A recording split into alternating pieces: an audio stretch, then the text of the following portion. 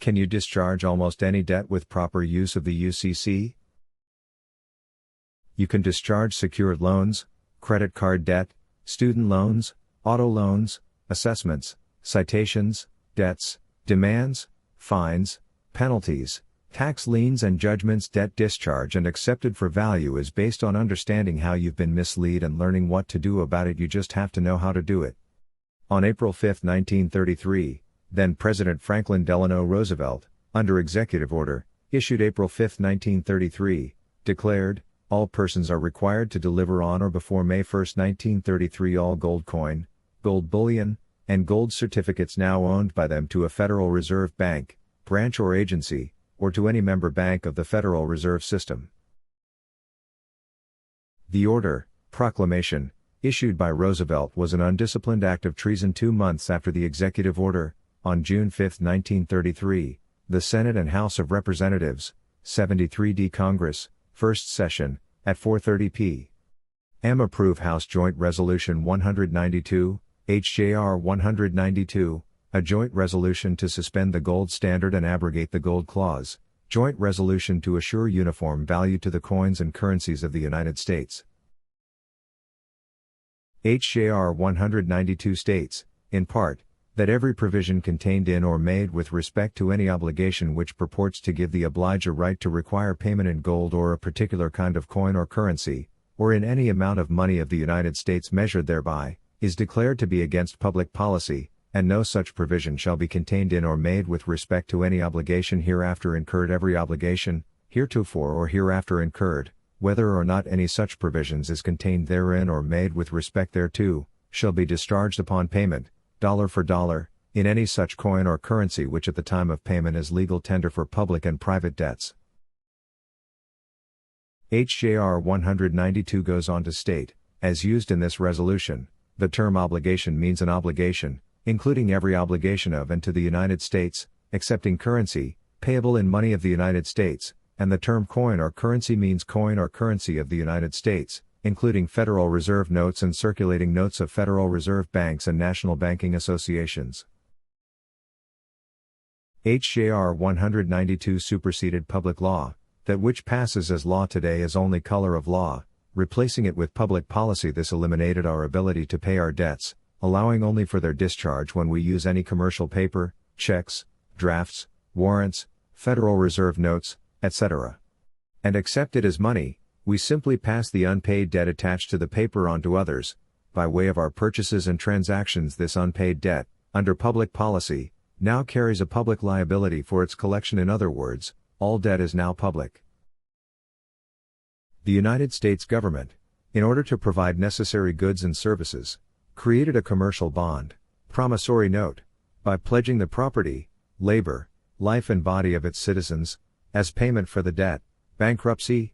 This commercial bond made chattel, property, out of every man, woman and child in the United States. We became nothing more than human resources and collateral for the debt the United States government, actually the elected and appointed administrators of government, took, and still do, to this day, certified copies of all our birth certificates and placed them in the United States Department of Commerce as registered securities. These securities, each of which carries an estimated $1 million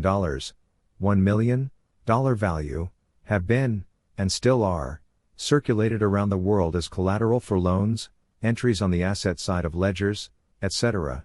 Just like any other security, there's just one problem: we didn't authorize it. The United States is a District of Columbia Corporation. In Volume 20, Corpus Juris Section 1785, we find the United States government is a foreign corporation with respect to a state. C. N.Y. Re. Merriam 36N. E505, 1441S0.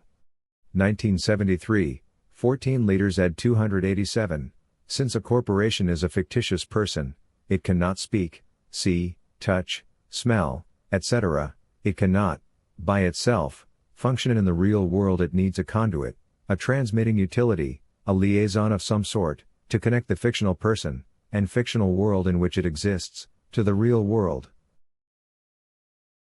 Living people exist in a real world, not a fictional, virtual world, but government does exist in a fictional world, and can only deal directly with other fictional or virtual persons, agencies, states, etc. In order for a fictional person to deal with real people, there must be a connection, a liaison, and a go-between. This can be something as simple as a contract. When both persons, the real and the fictional, agree to the terms of a contract, there is a connection, intercourse, dealings, there is a communication, an exchange, there is business.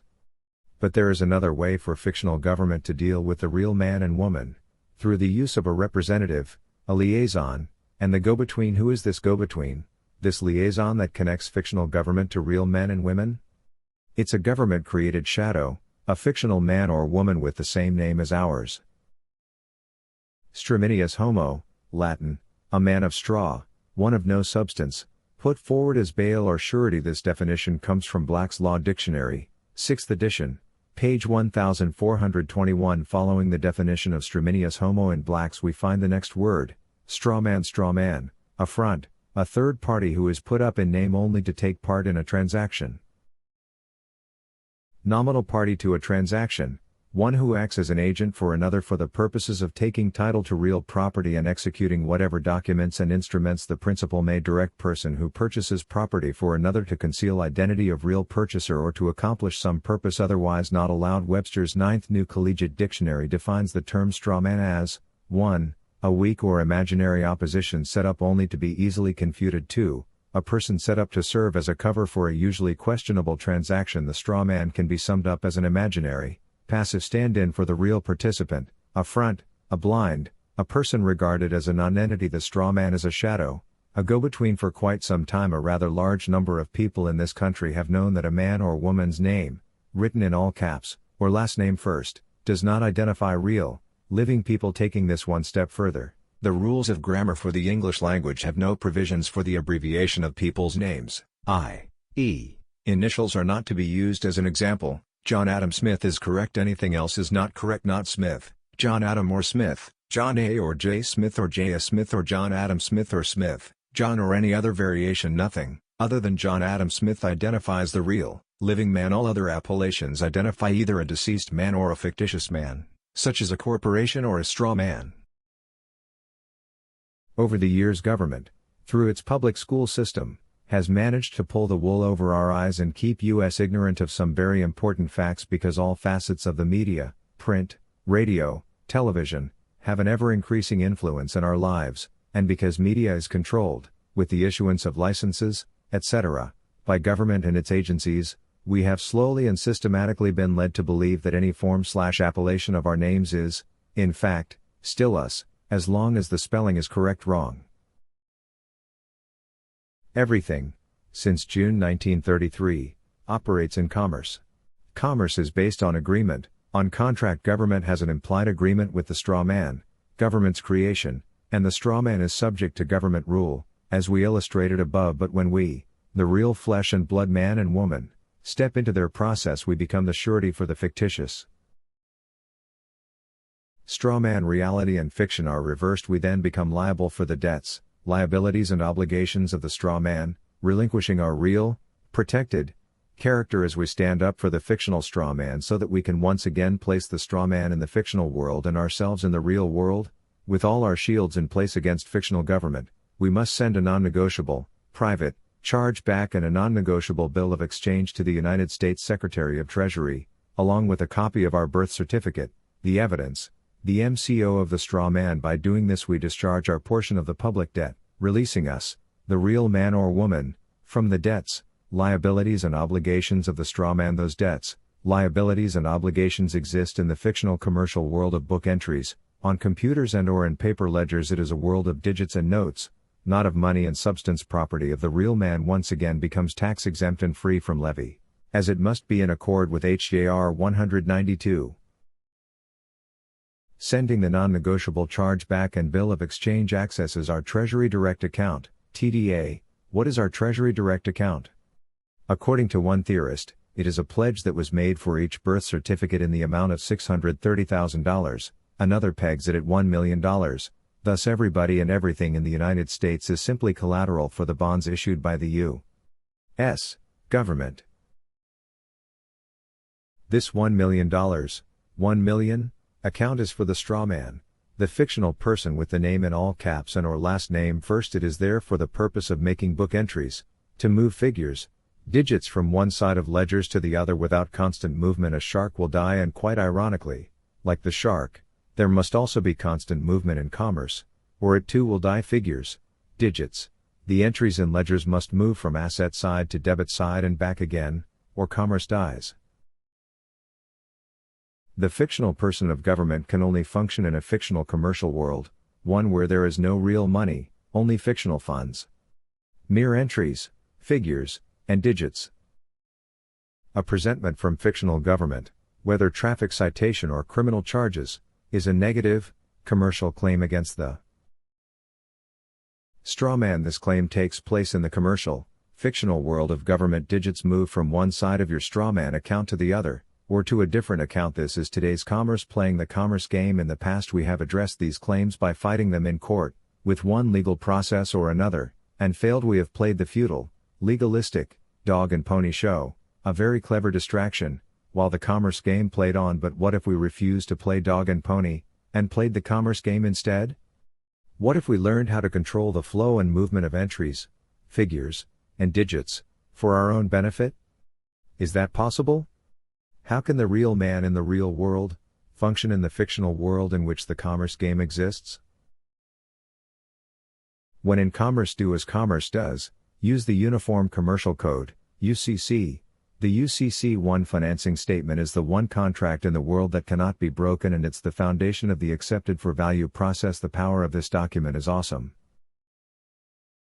Since the TDA exists for the straw man who, until now, has been controlled by government, we can gain control, and ownership, of the straw man by first activating the TDA and then filing in UCC-1 Financing Statement. This does two things for us. First, by activating the TDA we gain limited control over the funds in the account. This allows us to also move entries, figures, and digits for our benefit. Secondly, by properly filing in UCC-1 Financing Statement we can become the holder in due course of the straw man. This gives us virtual ownership of the government-created entity. Remember earlier we mentioned that a presentment from government or one of its agents or agencies was a negative commercial claim against the straw man, and the straw man's account, the TDA.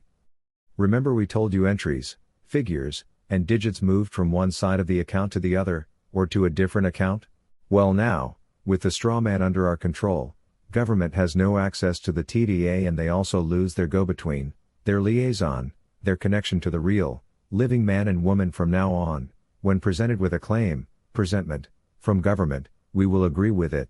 This removes the controversy, and we will accept it for value. By doing this we remove the negative claim against our account and become the holder in due course of the presentment. As holder in due course you can require the sworn testimony of the presenter of the claim, under penalty of perjury, and request the account be properly adjusted. It's a commercial undertaking, and the basic procedure is not complicated. In fact, it's fairly simple. We just have to remember a few things, like, this is commerce, and we play by the rules of commerce. We accept the claim, become the holder in due course, and challenge whether or not the presenter of the claim has the proper authority, the order, to make the claim, debit our account. In the first place, when they cannot produce the order, they never can. It was never issued. We request the account be properly adjusted in the charge, the claim is discharged and goes away. If they don't adjust the account, a request is made for the bookkeeping records showing where the funds in question were assigned. This is done by requesting the fiduciary tax estimate and the fiduciary tax return for this claim. Since the claim has been accepted for value and is prepaid, and our TDA account is exempt from levy, the request for the fiduciary tax estimate and the fiduciary tax return is valid because the information is necessary in determining who is delinquent and or making claims on the account. If there is no record of the fiduciary tax estimate and the fiduciary tax return, we then request the individual tax estimates and individual tax returns to determine if there is any delinquency. If we receive no favorable response to the above requests, we will then file a currency report on the amount claimed/assessed against our account and begin the commercial process that will force them to either do what's required or lose everything they own, except for the clothing they are wearing at the time. This is the power of contracts, commerce, and it should be mentioned, at least this one time, that a contract overrides the Constitution, the Bill of Rights, and any other document other than another contract. We should also mention that no process of law, color of law under present codes, statutes, rules, regulations, ordinances, etc., can operate upon you. No agent and/or agency of government, including courts, can gain jurisdiction over you, without your consent. We are not within their fictional commercial venue. The accepted for value process, however, gives us the ability to deal with them through the use of our transmitting utility/go-between, the strawman, and hold them accountable in their own commercial world, for any actions they attempt to take against us without a proper order, and now we know they're not in possession of such a document, they must leave us alone. Or pay the consequences. Yes, this process is powerful, and one had better learn it well, should one choose to utilize it.